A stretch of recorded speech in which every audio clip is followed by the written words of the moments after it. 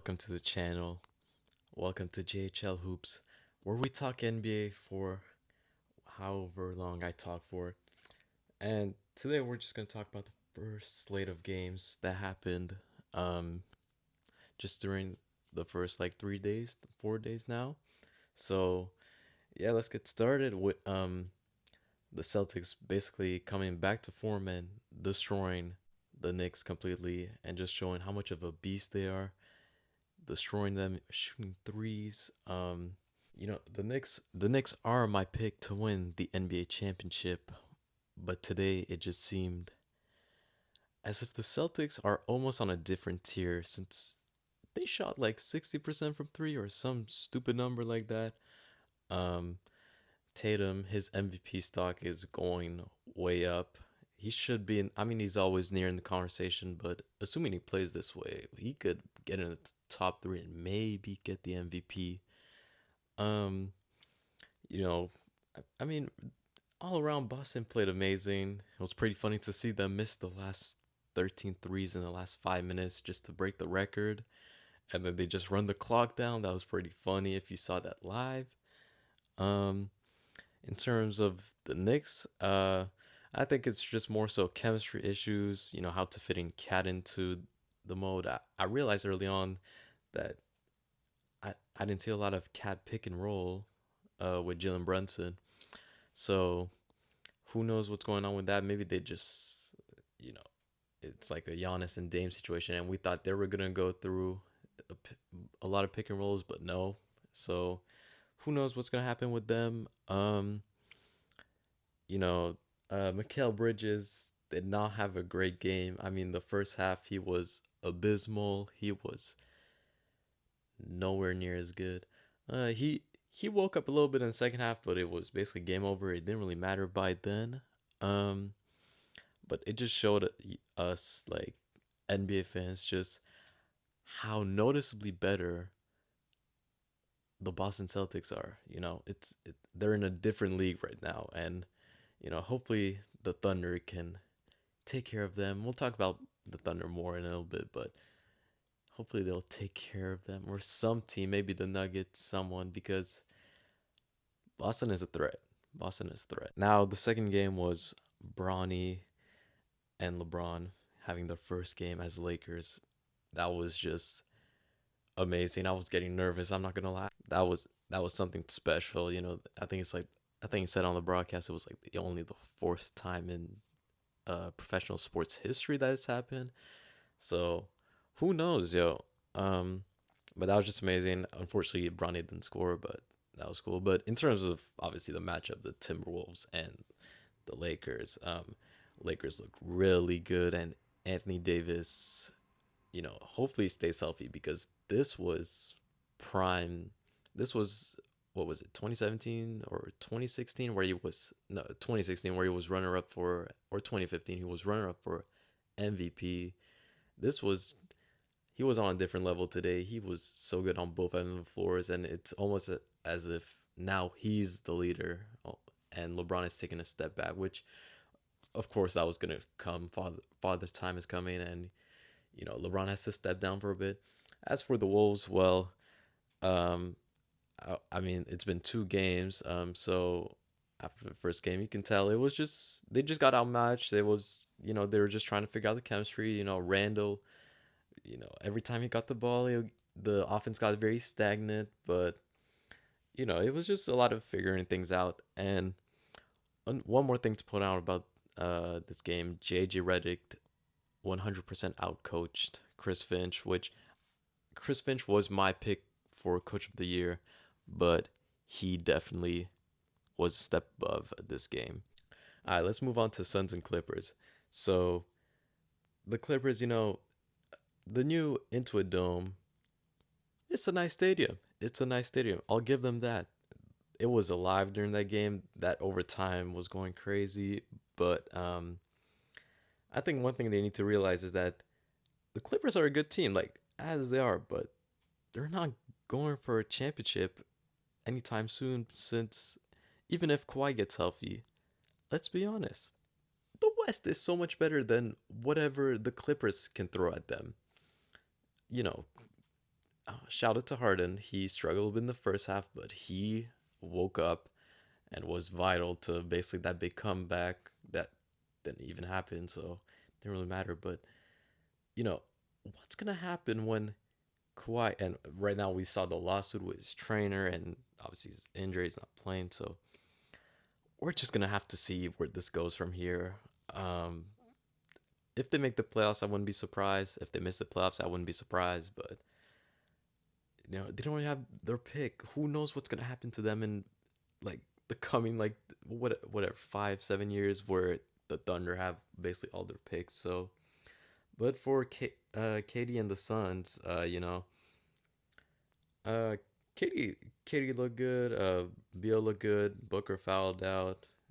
He looked decent, but the Suns, they're kind of like they're so reliant on their star play that they don't necessarily have a great team around it, which makes for almost like a lackluster like chemistry around it, if that makes sense. And it's just you know, I love that team. I love Kevin Durant. He's always playing great, but I don't know where they're going from here.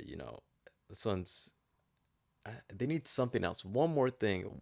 When the KD trade first happened, we don't know what was gonna happen. We thought it was over for the Suns were like almost a heavy favorite, but now we just look at the Suns as an afterthought. Afterthought, especially after the T Wolves basically swept them. So yeah, we'll see. But also shout out to Derek Jones Jr. He played great today. That was or 2 nights ago. So that was great of him. Next, we have Warriors and Trailblazers. I'm gonna be honest, I did not care for this game. I saw Steph had a near triple double. Good for him. Andrew Wiggins at 20 points. And Portland Cooper Flag will be waiting for you. Now, next up is Cavaliers and Raptors, and this was a painful watch. That was terrible as a Raptors fan. Cleveland looked so prepared, and you know, Donovan Mitchell, Evan Mobley, Jared Allen, um, Garland didn't really play all that well. He got like 4 fouls. So, but honestly, it did not matter. Like the Raptors' best player was Chris Boucher, who we're probably gonna trade. So that's a little concerning. Shout out Jamal Shed, shout out Grady Dick. Um, those were the standouts. Just to be fair, this was good for Cleveland since if they lost this first game after firing their coach, the conversation would have been a little different. But yeah, shout out to them. We have Pacers and Pistons, and whilst the Pistons did lose this game, um, I'm very confident in the Pistons because it just seems like the veteran presence from Tobias Harris and Tim Hardaway Jr. and Malik Beasley, which was a late pickup. I don't know why he didn't get signed earlier. You can tell the team just all came together in in this game. Usually the team, they don't really know what's the right play to make. They're a little bit nervous because they're young. They're still trying to figure out their role in the league. But these guys have just come in. They know exactly what they need to do to help the team as much as possible. And Kay Cunningham struggled a lot in the first half, but man, did he step up. And unfortunately, they lost. I mean, unless you're a Pacers fan or you wanted the Pistons to lose, but man, like Pistons fans, don't give up yet. We saw what happened last year.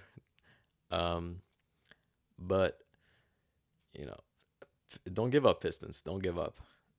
For the Pacers, there wasn't really much I took from this game. Tyrese struggled quite a bit. That's one thing.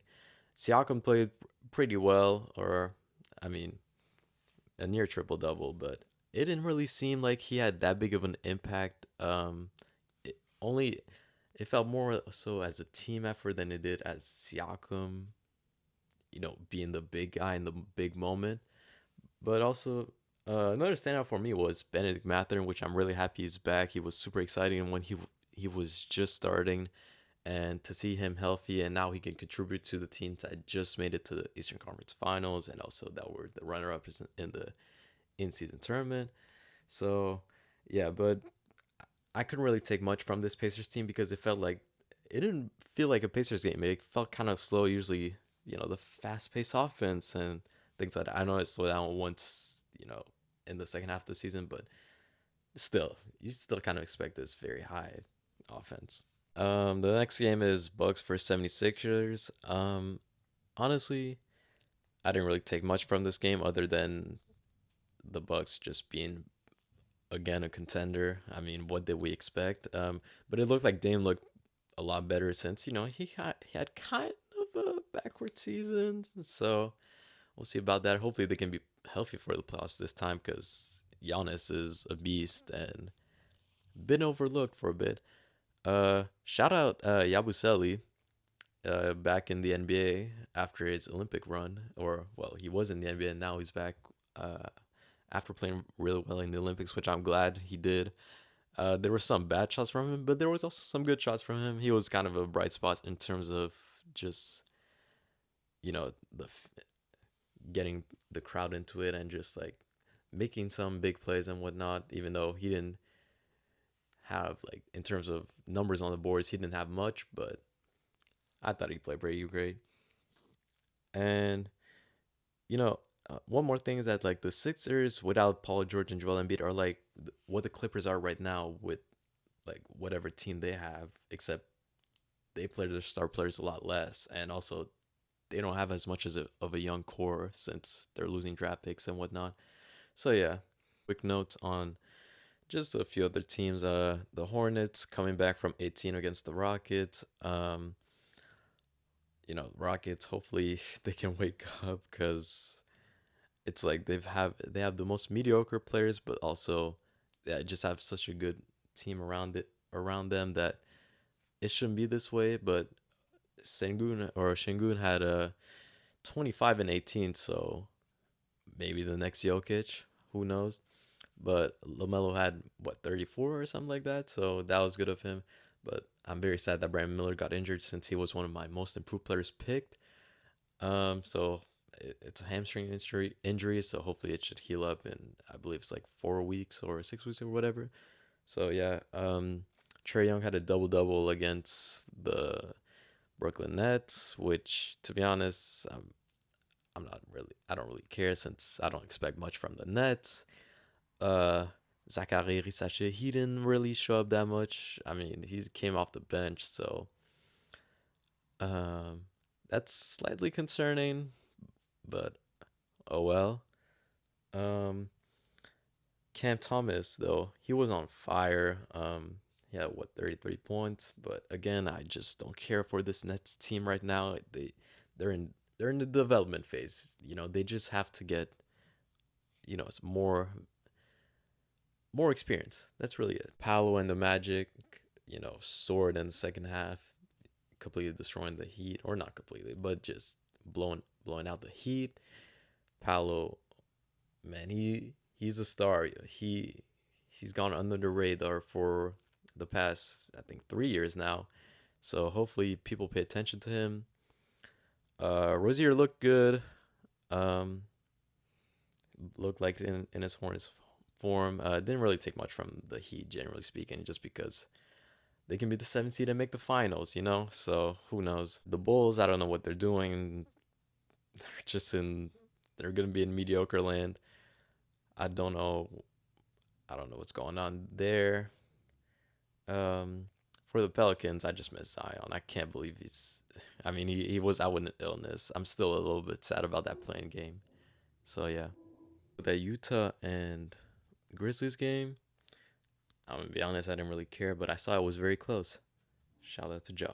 The latest slate of games, I didn't really watch the Wizards and Celtics because I just expected the Celtics to dominate, and for the most part, that's what they did.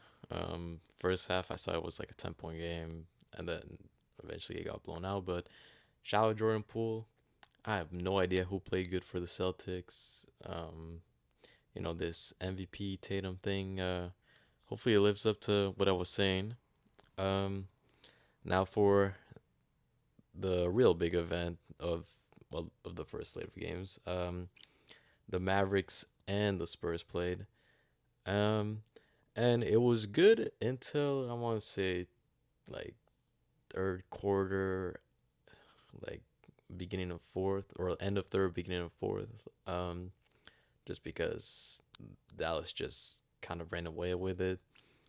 Even though no one really shot that well for Dallas other than Klay Thompson, who played really well. He looked very comfortable. And I think something that I noticed is that I feel as if because Dallas plays a slow pace or a slower motion than the Warriors, since the motion or the Warriors offense is almost like a constant motion and whatnot. Felt like Clay had a lot more control and a lot more time or a lot more patience, so he was able to get to his spots and get the right shots and whatnot. Not that he couldn't with the Warriors, but just in terms of being more comfortable, you can tell he's very comfortable on team. So that was good to see. Um, but Luca and Kyrie, they didn't play bad, but I wasn't necessarily impressed or whatnot. Um, Now for the Spurs, Chris Paul, he played basically in his Warriors form, which was just okay. He had, you know, at one point he's a role player now, so you can't really expect big numbers. I mean, he did have 8 assists, but he had like what 3 points, 4 points, or whatever. So yeah, shout out to Harrison Barnes, good pickup. The kind of worrying thing, even though it's only the first game of the season, Victor Wembanyama, uh, in the Olympics, he did not post up big numbers like for I want to say most of the Olympics, like just even going into the playoffs or the I don't know what's called the Olympic brackets. Um, he would have games of like 9 points, six rebounds, and like 4 blocks, five. I mean, of course, on the defensive end, he played good today. Obviously, you know, if he didn't play good as the what 7'6" demon he is or alien he is, you know, there would be a lot of concerns. But it's just on the offensive side, he just has just because he's so versatile on offense, it's like he doesn't know where to pick his spots or what's the best move to go about. And I just feel he needs to simplify his offensive mindset since sometimes like he doesn't really know what he's trying to get, or it feels like it. Most recent 2 games, just finish watching Sacramento and Timberwolves. I didn't really, or seen the end of the fourth quarter. Um, that Sacramento crowd is electrifying. I love it so much. A little bit sad that they missed the playoffs last year, especially after the Warriors or the run against the Warriors. So hopefully, hopefully with Demar's addition, to be fair, I'm not really as high as I've seen other people are, but you can tell they're playing good. Um, so I can't really say much about the players, but that last fourth quarter was amazing. Keegan Murray, I think he had 33 points, but man, if only he made that shot, that the building would have exploded. But as for the Wolves, yeah, they look back in form, with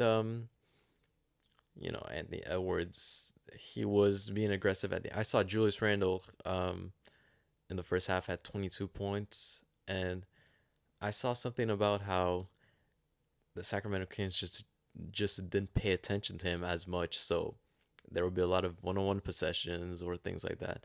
So I'm gonna look back to see exactly what happened, but yeah, we'll see about that. Now, as for the final game, the game I was most anticipating, the Denver Nuggets and Oklahoma City Thunder. Now, that was, in terms of big matchups, that was a great game, with, man, Shea is a different beast than Jokic as well. They can tell. But, the big difference for me was Chet Holmgren, who really asserted himself, and it's kind of funny seeing Victor kind of struggle and the runner up for Rookie of the Year basically take over tonight. So, maybe Chet is trying to make a all-star, be an all-star candidate or something like that. But man, that was a great game. They're both going to be at the top of the league. I'm not worried about them. Denver played probably the favorite or the second favorite.